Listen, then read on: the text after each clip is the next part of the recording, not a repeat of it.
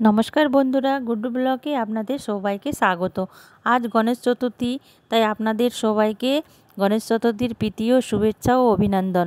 আশা করছি আপনারা সবাই ভালো আছেন, সুস্থ আছেন। আর এই গণেশ চতুর্থী উপলক্ষে আমি আপনাদের জন্য নিয়ে এসেছি মতিচুর লাড্ডু আর মতিচুর মোদকের রেসিপি। গণেশ চতুর্থী মানে আনন্দ, আর আনন্দ মানেই মিষ্টি মুখ।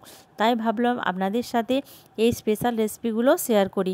আশা করি আপনাদের ভালো লাগবে।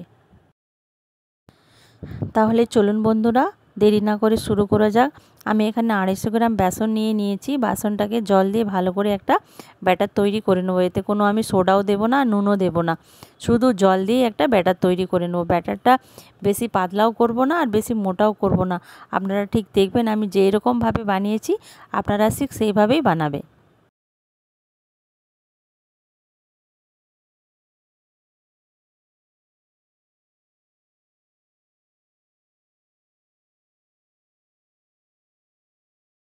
আমার ব্যাটারটা এখানে পুরোপুরি রেডি হয়ে গিয়েছে। বেশি মোটাও না, বেশি পাতলাও না, আপনারা দেখতে পাচ্ছেন। আর আগে থেকে আমি গ্যাসের মধ্যে কড়াই বসিয়ে দিয়েছিলাম গরম করার জন্যে। তো তেলটা আমার গরম হয়ে গিয়েছে, তার মধ্যে আমি ছোট একটা চামচের সাহায্যে এইভাবে আমি ছড়িয়ে দিলাম। তো এগুলোকে বেশি আঁচে ভাজা যাবে না, মিডিয়াম আঁচে লো ফ্লেমে ভাজতে হবে। আর আপনারা যেমন ইচ্ছা শেপ দিয়ে ভেজে নিতে পারেন। আর এটাকে বেশিক্ষণ ভাজা যাবে না। তো আমি বাস এপাশ ওপাশ উল্টে ভেজে তুলে নেব।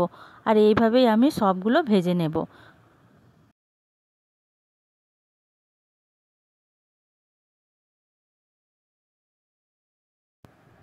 আমার এখানে সবগুলো ভাজা হয়ে গিয়েছে, দেখুন বন্ধুরা। আর আমি যে বড় বড়গুলো আছে ওগুলোকে আমি ভেঙে ভেঙে একটা গ্রাইন্ডার জারের মধ্যে দিয়ে এগুলোকে গ্রাইন্ড করে নেব। বেশি গ্রাইন্ড করব না। আপনারা দেখেছেন যে মিহিদানা বা লাড্ডু বানানোর জন্য যেইভাবে দানা হয়, ঠিক সেই রকমভাবে আমি এগুলোকে গ্রাইন্ড করে নেব।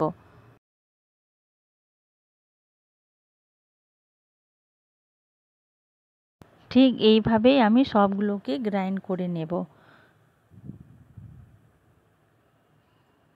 আমার এখানে সবগুলো গ্রাইন্ড হয়ে গিয়েছে। আপনারা দেখতে পাচ্ছেন কত সুন্দর হয়েছে না দেখতে। তো আমি তারপরে একটা কড়াইয়ের মধ্যে এখানে 2 বাটি আমি চিনি নিয়ে নেব। আর 2 বাটি চিনির মধ্যে 1.5 বাটি জল দিয়ে আমি একটা চিনির সিরা বানিয়ে নেব।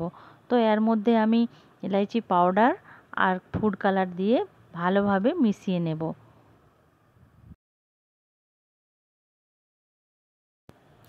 আমার চিনির শিরাটা এখানে ভালোভাবে ফুটে গিয়েছে। আমি চিনির শিরাটাকে 2 থেকে 4 মিনিটের মধ্যে ভালোভাবে ফুটে নিয়েছি।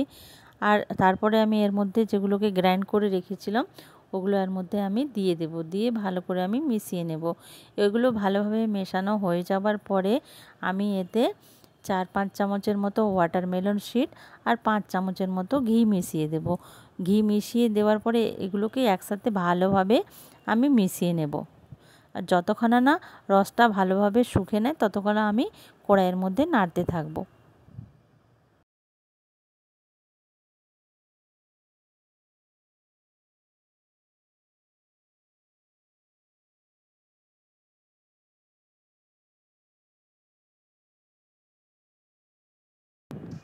এখানে দেখুন বন্ধুরা, রসটা পুরো শুকিয়ে নিয়েছে।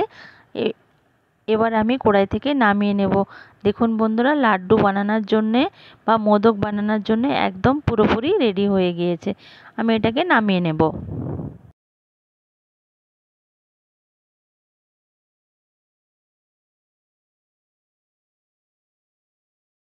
আমি এগুলোকে সব একটা থালার মধ্যে তুলে নেব। আর কিছুক্ষণ ঠান্ডা হওয়ার জন্য রেখে দেবো। বেশি ঠান্ডা করার জন্য রাখা দরকার নেই, বাস হাতে নেওয়ার মতো ঠান্ডা হলেই হবে। তো আমি তারপরে এগুলোকে ঠিক লাড্ডুর শেপ দিয়ে মতিচুর লাড্ডু বানিয়ে নেব। আপনারা দেখতে পাচ্ছেন না, পুরো দোকানের মতো হয়েছে না মতিচুর লাড্ডু। আর স্বাদ তো মানে বলার নেই। আপনারা বাড়িতে বানিয়ে দেখুন আর আমাকে কমেন্ট করে জানান যে কেমন হয়েছিল। আর এই গণেশ চতুর্থীতে আপনারা অবশ্যই বাড়িতে বানাবেন আর আমাকে কমেন্ট করে জানাবেন যে কেমন হয়েছিল। আজই তাহলে বাড়িতে বানিয়ে ফেলুন, আর দেরি করার দরকার নেই, তাড়াতাড়ি বানিয়ে ফেলুন। এখানে মতিচুর লাড্ডু বানানো হয়ে গিয়েছে আর কিছুটা আমি রেখেছিলাম মোদক বানানোর জন্য। তো আমি এবারে মোদকগুলোকে বানিয়ে নেব।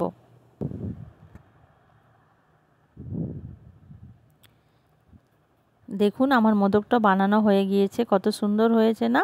তো আমি এইভাবেই সব মোদকগুলো আমি বানিয়ে নেব।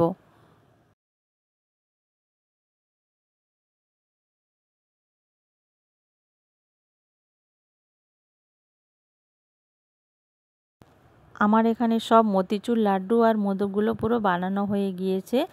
আজ তাহলে আসি বন্ধুরা, আবার একটি নতুন রেসিপি নিয়ে আপনাদের সামনে হাজির হয়ে যাব। আর আমার রেসিপিটি যদি আপনাদেরকে ভালো লেগে থাকে আপনারা লাইক করবেন, শেয়ার করবেন, কমেন্ট করবেন আর আমার পাশে থাকবেন। আর পুরো ভিডিওটা দেখার জন্য আপনাদেরকে অসংখ্য ধন্যবাদ।